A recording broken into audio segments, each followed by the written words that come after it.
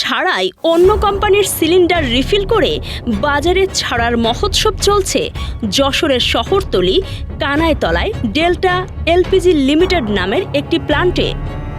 অভিযোগ রয়েছে দীর্ঘদিন ধরে চলছে এই অবৈধ কারবার। নিয়ম রয়েছে শুধুমাত্র ডেল্টার সিলিন্ডারেই ভর্তি করা হবে এই গ্যাস।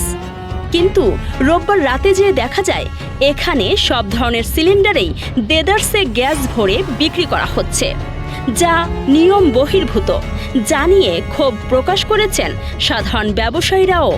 এতে করে চরম ঝুঁকিতে রয়েছে স্থানীয়রা।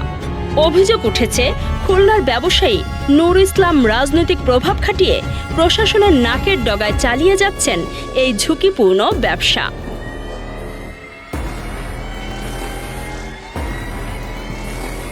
গত রোববার রাতে পুলিশের একটি বিশেষ টিম সেখানে অভিযান চালায় ঠিকই, কিন্তু রহস্যজনকভাবে তারা ফিরে আসেন, জানিয়ে নানা প্রশ্ন উঠেছে।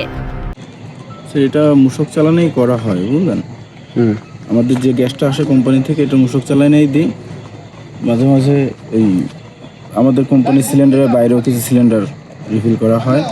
আর প্রকৃতপক্ষে মালিক যেভাবে পাঠায় দেয় আমরা সেভাবেই করি। আমাদের মালিক হচ্ছিল মূলত ডেল্টা এলপিজির মালিক এমডি আমিরুল হক, আর এটা স্যাটেলাইট প্ল্যান্ট, তো এটার মালিক হচ্ছে খুলনায় মোহাম্মদ নূর ইসলাম। স্থানীয়দের দাবি, ঘটনা ধামাচাপা দিতে গণমাধ্যম কর্মীদের ম্যানেজ করার চেষ্টা করা হয়। মালিকের ছেলে নাজমুল ইসলাম হৃদয় খুলনা থেকে যশোরে এসে বিষয়টি ধামাচাপা দেওয়ার চেষ্টা করেন, এমনকি সাংবাদিকদেরকেও ম্যানেজের চেষ্টা করে ব্যর্থ হন।